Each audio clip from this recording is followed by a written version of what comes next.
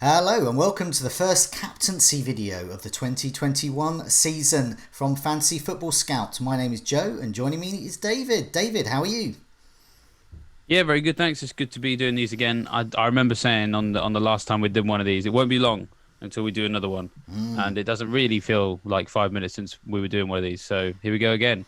Yes, there was one point in the summer we thought we were basically just going to do one and that was it for 38 weeks and just copy and paste it in. And that's when we thought Lionel Messi was joining. Yeah, that's And true. we just say Messi, end of, that's it. But he's not. So we have other candidates to choose from. So let's get started with these captaincy options. No Man City or Man United involvement in game week one. Do not have them in your starting 11 or do not think they're gonna play. They're not.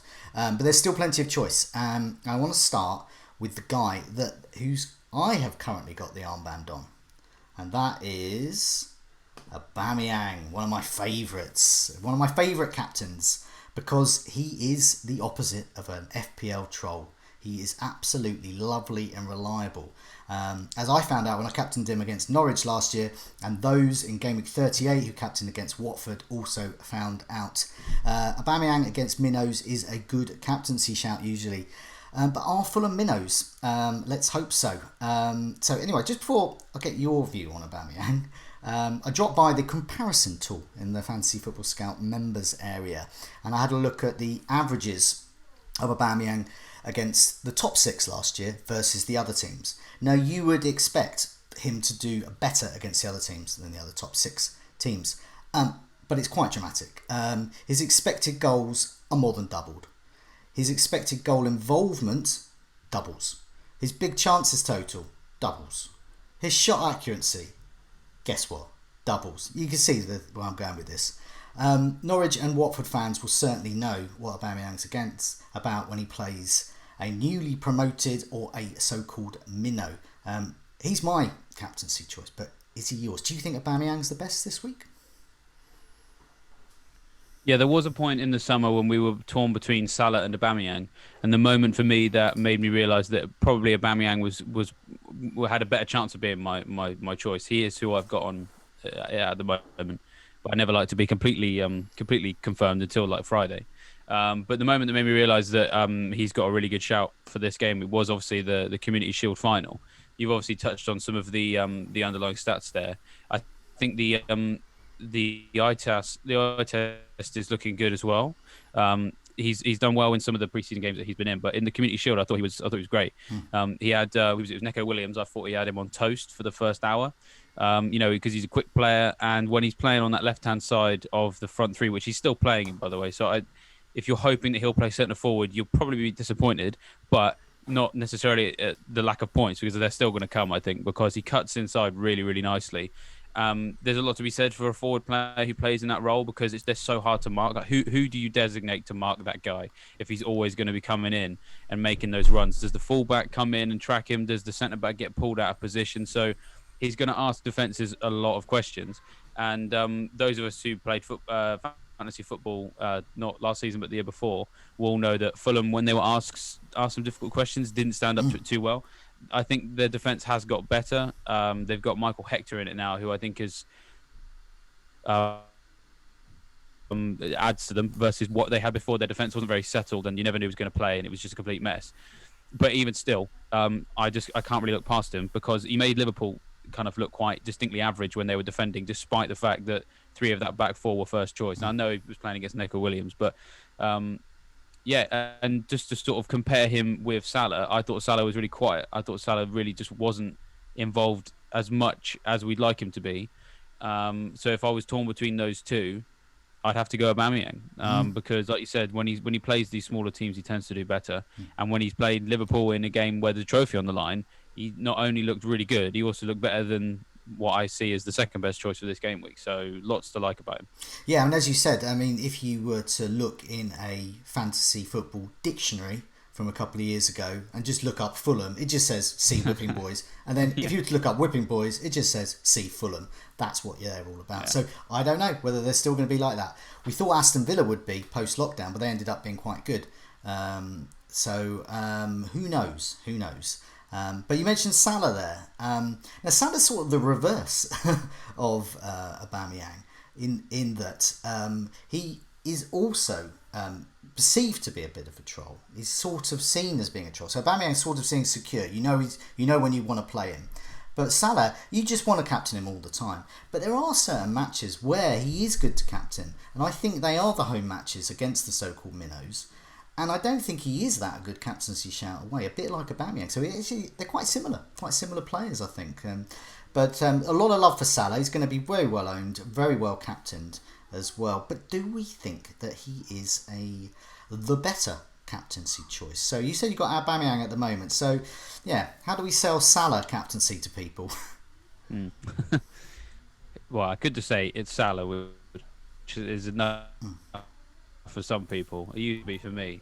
I think the thing that with Salah is that I definitely felt like he was really unlucky at the end of last season, and I think because a lot of us had him and captained him for the last for several of the last 3 or 4, because every game he was having loads of chances, but they weren't snatched chances, because he does sometimes go through spells where he shoots loads and he has no big chances and none of them are on target. But he was going through a spell where he was shooting loads in the box, plenty of big chances, loads on target, but they just weren't going in. So in Project Restart, 29 shots in the box for Salah. That was the joint most in the league during that period.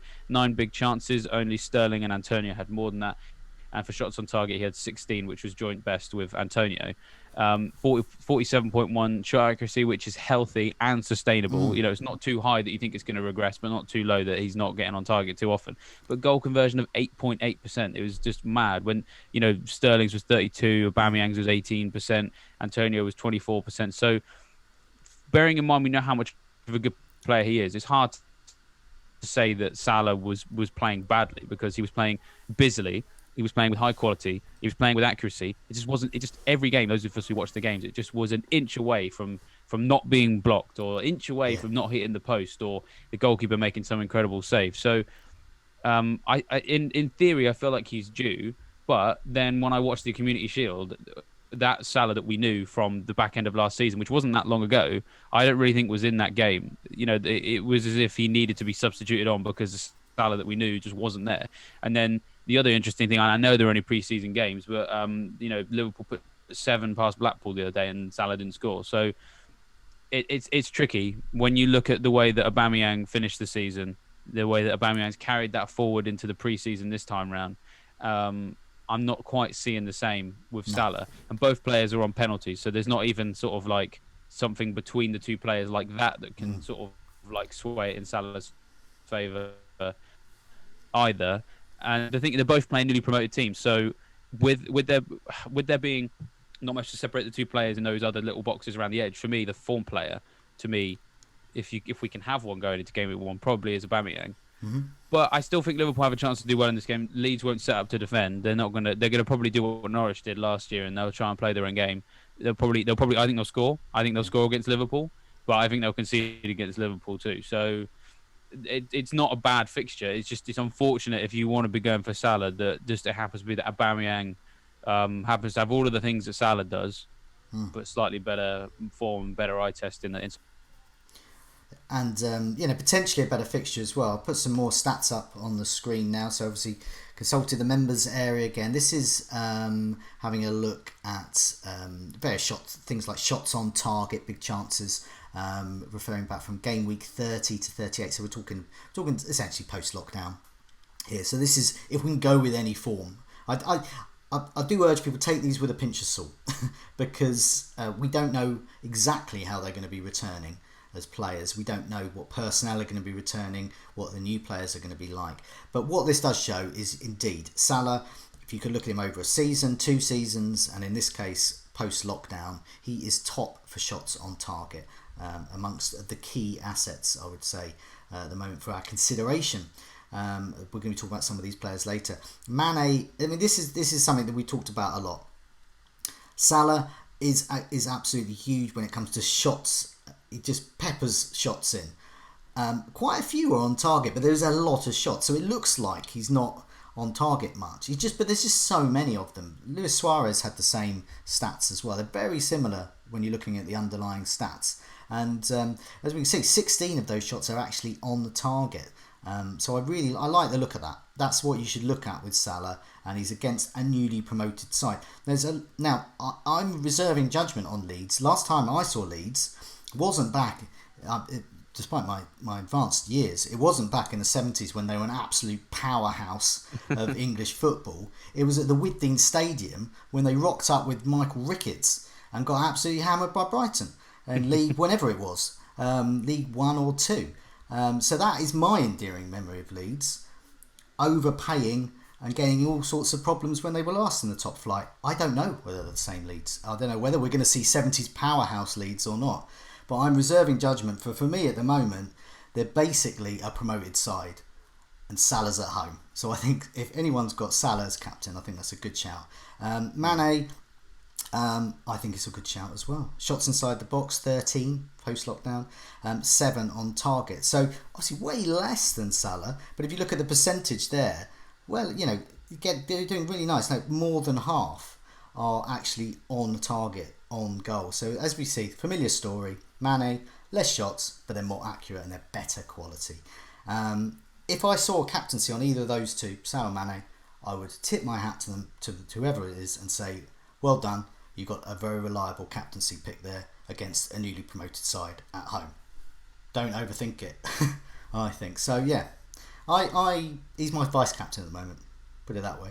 There are other options though, and of course there's other options here that we haven't got so many stats for in the Premier League.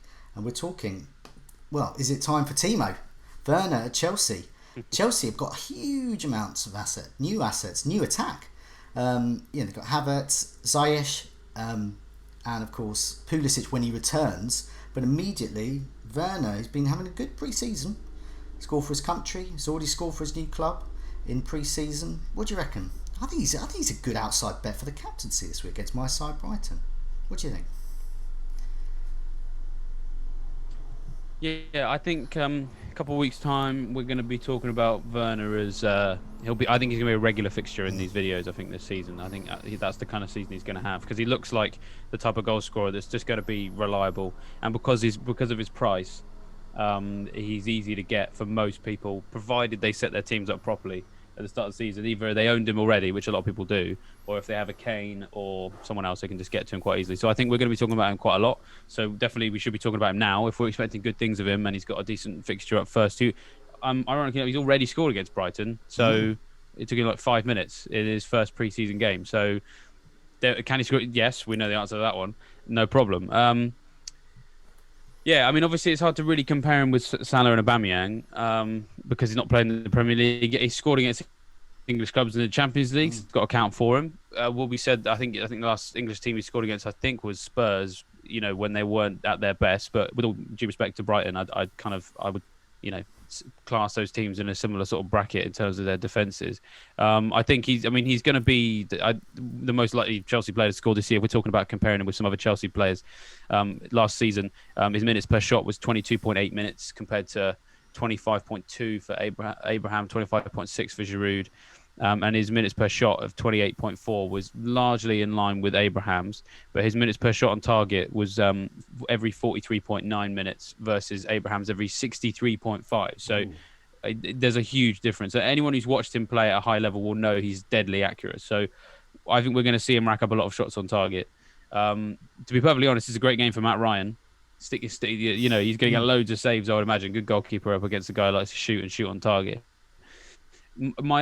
This isn't necessarily a reason not to captain him, but at the moment I've been looking at having Ziyech in my team and he's still got the flag on him. So will Chelsea be as creative if they can't go into that game without Ziyech? I don't know. Chelsea without Ziyech, in Project Restart didn't look great. Obviously, they were finding it hard to really break teams down. I would imagine that Brighton will set up and play a deep block.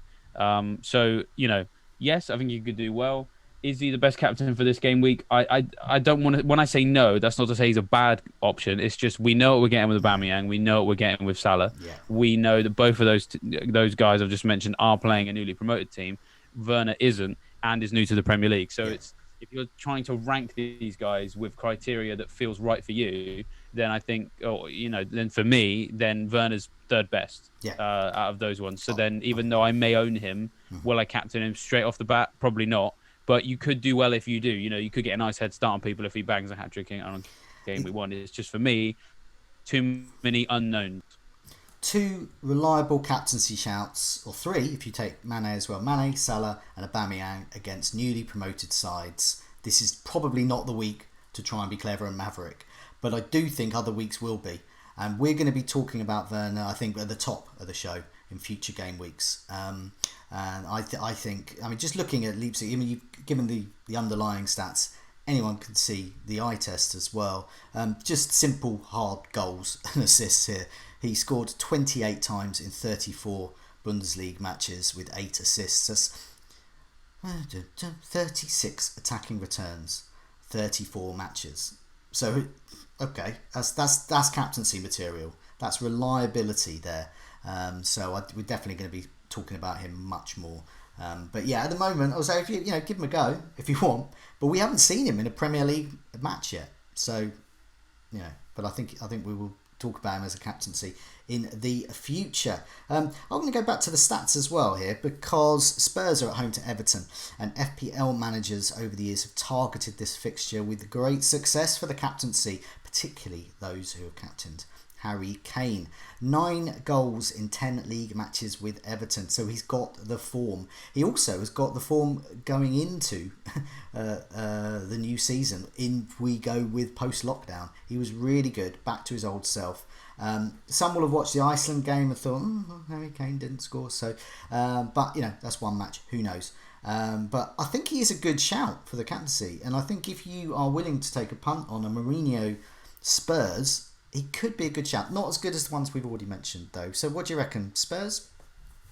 Yeah, so anyone who's watched my sort of rate my team video that I did maybe last week or something will know I've still got Kane in my team. And I was a little bit, I didn't expect the level of ridicule I got for it from some of the comments, but I really do like Harry Kane. I mean, if you want to own a Spurs asset at the start of the season, I think I still kind of maintain it, even though Son's done well in some of the preseason games. I still think Kane is going to do better than him, because Son's done well in the preseason games because he was playing up front, because Kane wasn't there, because Kane was on holiday, or rather he was self-isolating, wasn't he? Because he'd been on holiday to a country he has to quarantine from. So that's why, so if you think Son has done well as the centre forward for Spurs in pre-season, who's going to play centre forward for Spurs properly this season? It's going to be Harry Kane. So we've got to expect him to do. If you think Son's going to do well because he's played up front, you have to expect Kane to do as well. And as you say, the stats that he had back end of last season, 13 shots on target, only Aubameyang, Sterling, Salah, and Antonio got more than him in that period. So he was 5th best. For that, 9 big chances, which is actually the same number as Salah. He's going to take the penalties for Spurs as well. You'd imagine. Let's talk about the England game. Yes, he didn't score, but I mean, he did really. His goal was all out for offside, and it turned out that it shouldn't have been. He also, people always say, he doesn't start seasons too well. Well, he doesn't usually score in August, and thankfully, no Premier League games in August this year, so I think he'll be fine. Yeah. I'm probably not going to captain him in light of the sort of what we've already talked about with Salah and Aubameyang. But I'm still very, very happy to have him in my first draft. I think it's probably a choice between him and Werner, which might be tough. But I do just like him. I do really like Harry Kane. It's about time that we got him back to his best. I think Mourinho knows that. I think he knows that. He needed a bit of a break, a bit of a rest, and I think he's probably had that now, because the amount of football that he's played since March is much less than he could have done, because there's no Euros, right? No. So, and obviously picking a country where he has to stay indoors for another 14 days does help as well. Yes, exactly. So he needed a rest. He's had one. He was doing well in Project Restart. Let's go. Harry Kane, he's going to be back this season. When I was looking at the post-restart stats, the thing that was most eye-catching about Harry Kane is 15 shots inside the box, 13 on target. Almost every single shot he takes that's close range is on target. And that's a top striker stat, that is. And there's a lot of them as well. So, he's just behind, likes of Aubameyang, Antonio, and Salah in terms of post-lockdown. Yeah, I think he's great. I captained him game week 38. And I captained him to be a complete dullard. He's a reliable captaincy pick. He probably will score. 3 bonus, didn't he? He will probably score. He'll probably get 3 bonus. So you are guaranteed an 18-point return. So if you think, I just want to get a captaincy return, then hey presto, I reckon you're going to get 18 points if you captain Harry Kane. And good luck to you, those that do that. Let's look at, I don't know, scraping the barrel time, I guess we can call it. Look at the other fixtures. Vardy, Jamie Vardy. Wow, we could have a look at Lionel Messi. Yeah, well, yeah, Lionel Messi. I hear he's good. Jamie Vardy against West Brom. The Golden Boot guy, but no one's considering him. What are they? What do you reckon? Jamie Vardy against another newly promoted side? You think okay? Well, I mean, if Jamie Vardy's at the bottom of that barrel, then yeah, I think it's weird, isn't it? I think Vardy probably will score. Are Leicester really am I thinking for this season? Not massively. Vardy for me is probably just a bit too expensive for me to rely on him the whole time because of what we saw happen to Leicester towards like the second half of the season. But correct me if I'm wrong, but I feel like Vardy scoring away at West Brom is such a Vardy goal. It's such a Vardy thing to do. I think I've seen a few clips before go around on Twitter that whenever he scores away against West Brom, he's always just straight in the home fan, like right. A hardcore fan area, just standing in front of them, doing this, pointing at the name on his shirt. He loves to score there. So yes, I think he'll score there. Will I captain him? No. Will I own him? Perhaps not. He's a bit too expensive for me. But yeah. But maybe for someone playing a draft game, or maybe someone looking at Football Index or something like that, then I think he'll still tick along. But in terms of value this year, I think he might struggle. So yeah, it's Well, here's a few more. Jimenez against Sheffield United. Wolves Jimenez. I think you know what you're going to get there. Possibly a goal and possibly some bonus points. I don't think he's captaincy material at the moment. He hasn't shown anything from last. He's shown owning material, but not captaincy material. Yeah, he sort of tailed off, didn't he? It got to the point where his output in terms of shots and shots on target, it really just completely it was like a lead balloon. Out of nowhere, it just went completely to the floor. So I'm not going to own him straight off the bat, but we know he has the capability to be that reliable guy that just sits there and just gives you 7 or 8 points every week or every 3 or 4. Ings against Palace, I think you're looking at similar there. Probably a goal, definitely bonus points. So you're looking at a nice return, hopefully. Antonio against Newcastle, I would have said yes, but Antonio, I think has got a bit of a knock, or rather did have during pre-season. And also Allaire sort of coming back into the fold, I think is going to play up front, because you can't really play Allaire on the wing, but you can play Antonio there. So we don't really know what impact that's going to have on his output at this point. So no, and a lot of West Ham fans are looking at that and thinking, oh my God, Newcastle, because Newcastle are apparently buying people now. So Callum Wilson, Fraser. Oh, please, no. So Maximum could be, he's obviously already there, but so Maximum, that's a really pacey, fun line. It could be. I'm not keen. Callum Wilson back in FPL, I don't think I can cope with that. No. Well, Callum Wilson's there, and I'm sure in future weeks we're going to get onto the Callum Wilson captaincy conundrum, which should be hopefully don't, but you never know. Please, no. He scored a hat-trick against West Ham before. Something for people to think about. So anyway, just before we go, I think it's important to say a lot of the stats and information we have got from the members area. So as the matches go on, it's going to accumulate lots of lovely data for us this season. I personally think 2 weeks you can get some idea. 4 weeks then, if you can start sorting by 4 weeks in all the various members tables, that can really help. So, and my goals imminent table sort of kicks in after 4 weeks, and it's just an interesting little thing beforehand. Members area. So David, anything in particular you want to say about the members benefits? Yeah, well, I mean, there's loads of them in there. There's you talked about some of the tables, and you mentioned a comparison tool as well. I find the comparison tool very helpful at the start of the season when you want to try and the teams you want to invest in. Perhaps maybe you don't know necessarily which of the individuals from that team you want to look at. I think right now, using the members area to go back and have a look at some heat maps, some shot map data, maybe chances created or defensive stats. All of the different things you can look at within the comparison tool for the period of game weeks 30 to 38 from the end of last season. I think you theoretically have the best chance to be the best prepared for a new season than ever before, just on the back of the fact that this is the smallest gap we've had between two seasons in the past. and in terms of the I guess the circumstances the games are being played in. The start of this season it might to some players feel like a continuation to the end of last season. With the fans still not being there at the beginning, and all the sort of COVID regulations that are in place. So I think signing up to the membership and analysing in as much detail as you possibly can everything that happened in Project Restart, with the comparison tools, the tables. RMT obviously is at the Rate My Team projections that are there, obviously based on largely to what those players did in Project Restart. I think that'd be really helpful. I think you're putting yourself in a great position to be picking the best team for game week 1. So make sure you're using it to the best of your ability. Yeah, and I was going to say as well, after game week 1, so ahead of game week 2, if you want to have a look, what I like is it gives you the details within the match, so you get these underlying stats of the match. So for example, I have Aubameyang, and I look at that, and if I see 10 shots, 9 on target, but no goal, then he's a keep for me. But if I look at that and I see no shots on target, nothing, and he hasn't scored, then I start to think, well, maybe I've made a bit of a boo-boo with Aubameyang.